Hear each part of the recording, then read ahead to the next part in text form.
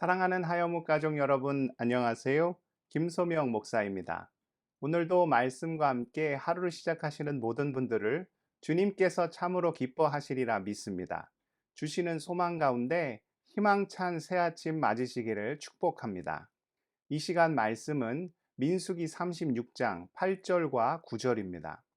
이스라엘 자손의 지파 중 그 기업을 이은 딸들은 모두 자기 조상 지파에 종족되는 사람의 아내가 될 것이라. 그리하면 이스라엘 자손이 각기 조상의 기업을 보존하게 되어 그 기업이 이 지파에서 저 지파로 옮기게 하지 아니하고 이스라엘 자손 지파가 각각 자기 기업을 지키리라. 아멘. 자동차에서 제일 중요한 기능은 무엇일까요? 엔진이라고 여기시는 분도 계실 텐데요. 저는 브레이크라고 생각합니다. 가끔 뉴스에서 급발진 때문에 큰 사고가 발생하는 것을 봅니다. 아무리 자동차가 빨리 달릴 수 있어도 브레이크 기능이 제대로 작동되지 않으면 큰 사고로 이어질 수 있지요. 자동차의 가장 큰 목적은 빨리 가는 것이 아니라 목적지까지 안전하게 도달하는 것입니다. 5분 먼저 가려다 50년 먼저 갈 수 있다는 우스갯소리도 있듯이 빨리 가는 것보다 중요한 것은 안전하게 가는 것이죠. 저희 집 바로 옆에 교차로가 있습니다. 그래서 이렇게 말씀 영상을 녹화할 때 얼마나 방해가 되는지 모릅니다. 자동차 이동도 많고 그러다 보면 소음도 정말 많이 발생합니다. 머플러라고 하죠. 자동차 뒤에 배기가스가 나오는 부분을 말하는데요. 이곳을 터트리면 소리가 엄청 시끄러워집니다. 그런데 그러고 다니는 차들이 의외로 많습니다. 녹화를 하다가 덕덕덕 하면서 지나가면 정말 그 깊이를 알 수 없는 분노가 저 심연에서부터 끓어오릅니다. 또 크락션 소리가 얼마나 방해가 되는지요. 사거리다 보니까 신호가 바뀌어도 앞에 차가 안 가는 경우가 있지요. 그럼 뒤에서 빵 합니다. 녹화하다가 머리가 쭈뼛 서죠. 다시 끊고 새로 녹화를 해야 합니다. 생각해 보면 운전자의 욕망이 가장 크게 충돌하는 곳이 교차로가 아닌가 합니다. 목적지에 가고자 함에 있어서 서로가 서로에게 직접적인 방해가 되기 때문이죠. 어떻게 하는 것이 지혜로운 일입니까? 상대방을 무시하고 그냥 내가 가고자 하는 방향으로 무작정 가는 것이 맞는 일일까요? 그러면 큰 사고로 이어질 수 있습니다. 그래서 교차로에서 사고가 정말 많이 발생하죠. 어떻게 해야 할까요? 양보하거나 신호를 지키며 기다리는 것이 보다 현명한 일이 될 것입니다. 빨리 가려다 사고 나느니 천천히 가더라도 안전하게 가는 것이 더 중요하기 때문이죠. 이처럼 목적이 분명하면 해결책은 비교적 간단해질 수 있습니다. 오늘 말씀에 이스라엘 공동체 안에서 벌어진 갈등의 일이 기록되어 있습니다. 앞선 민수기 27장에 보면 슬로보앗의 딸들의 요구가 나오죠. 슬로보앗은 아들이 없는 상태에서 세상을 떠났습니다. 딸들만 남게 되어 땅을 분배받지 못하는 상황이 발생하였지요. 슬로보앗의 딸들은 우리 아버지가 하나님의 말씀에 불순종하여 심판을 당한 것도 아닌데 그 자녀들이 땅을 기업으로 받지 못하는 것은 불공평한 처사라며 이의를 제기하였습니다. 그때 그녀들의 의견을 존중하여 그 딸들에게도 땅을 기업으로 분배해 주기로 결정하였지요. 그로 인하여 오늘 말씀에 보면 또 다른 문제가 발생을 하였습니다. 만약 그 딸들이 다른 지파로 시집을 가게 되면 그 딸들이 속한 므낫세 지파의 땅이 다른 지파의 소유로 넘어갈 수 있다는 거죠. 이는 하나님께서 정하신 땅 분배 원칙에도 어긋나는 일이었습니다. 어떤 원칙입니까? 오늘 말씀 7절에도 그 기준이 나옵니다. 그리하면 이스라엘 자손의 기업이 이 지파에서 저 지파로 옮기지 않고 이스라엘 자손이 다 각기 조상 지파의 기업을 지킬 것이니라 하셨나니. 이스라엘이 가나안 땅을 분배받을 때 각 지파별로 받은 땅은 다른 지파로 넘어가지 못하게 하셨습니다. 만약 그것이 허용되면 어떤 일이 일어날 수 있습니까? 힘이 약한 지파는 힘이 강한 지파에게 땅을 빼앗길 수 있게 되겠지요. 그럼 한 지파가 다른 지파의 노예가 될 수도 있고 그것 때문에 이스라엘 내부에 복잡한 문제가 발생할 수 있었습니다. 어느 부모가 자식들끼리 재산 때문에 싸우는 것을 좋아하겠습니까? 그러니 하나님께서 지파의 형편대로 땅을 분배받되 그 받은 땅은 절대로 다른 지파에게 넘어가지 않도록 기준을 세우신 거죠. 그런데 슬로보앗의 딸들이 땅을 분배받게 되므로 이 원칙이 깨질 수 있게 된 거죠. 오늘 말씀 3절이 그 경우를 이야기합니다. 그들이 만일 이스라엘 자손의 다른 지파의 남자들의 아내가 되면 그들의 기업은 우리 조상의 기업에서 떨어져 나가고 그들이 속할 그 지파의 기업에 첨가되리니 그러면 우리가 제비 뽑은 기업에서 떨어져 나갈 것이요. 그러니까 슬로보앗의 딸들이 다른 지파의 사람과 결혼을 하면 므낫세 지파의 땅이 다른 지파에게로 넘어갈 수 있다는 거죠. 이는 충분히 발생할 수 있는 일이었습니다. 그때 모세는 어떤 해결책을 내놓습니까?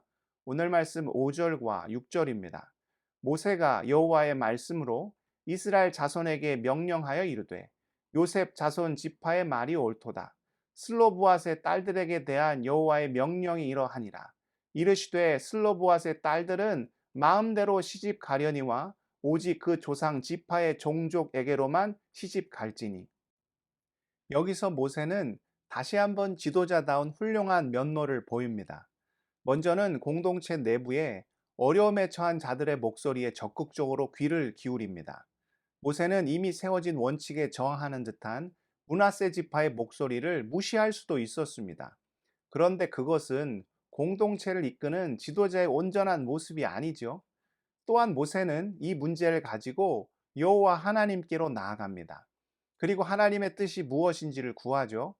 그러니까 오늘 말씀 5절에 여호와의 말씀으로라는 표현이 나오는 것이지요. 그렇게 모세는 하나님의 해법을 이스라엘 공동체 가운데 전합니다. 그것이 무엇이었습니까? 슬로보앗의 딸들이 므낫세 지파 안에서 결혼을 하는 것이었습니다. 이는 엄연히 슬로보앗의 딸들의 권리를 제한하는 일이었고 그녀들이 충분히 반발할 수 있는 상황이었습니다. 그러나 모든 권리에는 그에 상응하는 책임이 동반되듯이 땅을 분배받았으면 그 원칙을 지킬 의무도 당연히 따라오게 되지요. 그녀들은 어떤 반응을 보였습니까? 10절입니다. 슬로보앗의 딸들이 여호와께서 모세에게 명령하신 대로 행하니라. 그녀들은 반대할 수 있었습니다. 므낫세 지파의 요구와 그녀들의 권리가 충분히 충돌할 수 있는 상황이었죠. 그러나 더 중요한 것은 땅을 지파별로 공평하게 분배하는 하나님의 원칙이었습니다.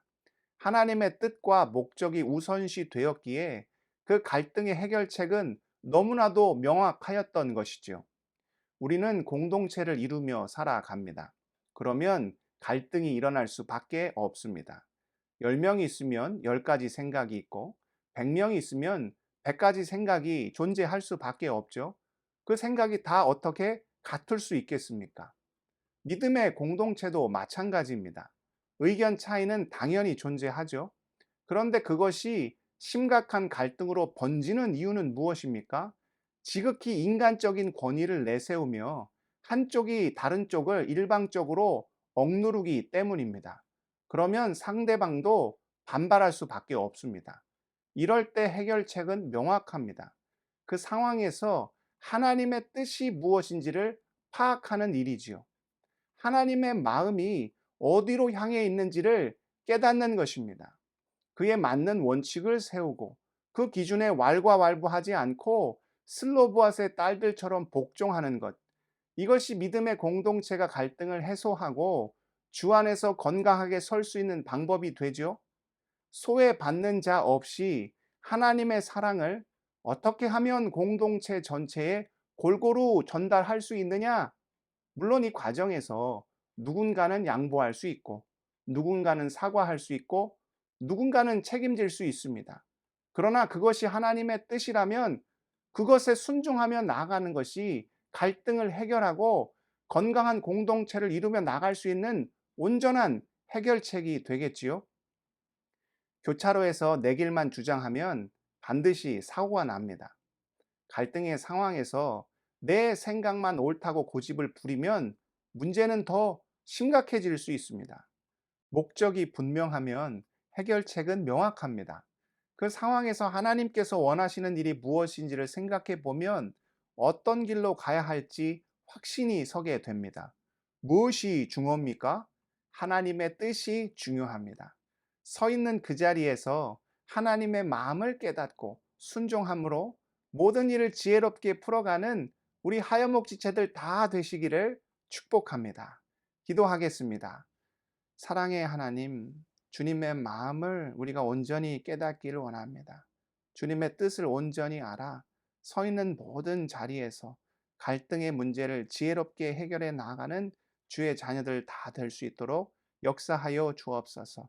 무엇보다 우리가 살고 있는 이 미국 땅과 두고 온 조국 대한민국을 긍휼히 여겨 주실 때 열방과 민족이 주의 능력의 손안에 있음을 온전히 알게 하여 주옵소서.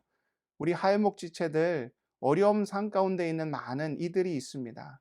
질병의 문제로, 경제의 문제로, 자녀의 문제로, 신분의 문제로, 감당할 수 없는 모든 삶의 일들로 신음하며 고통하는 모든 자녀들 주님 붙잡아 주시고 그 공급해 주시는 하늘의 능력을 힘입어 승리하고 주님께 영광 돌리는 삶을 살게 허락하여 주옵소서.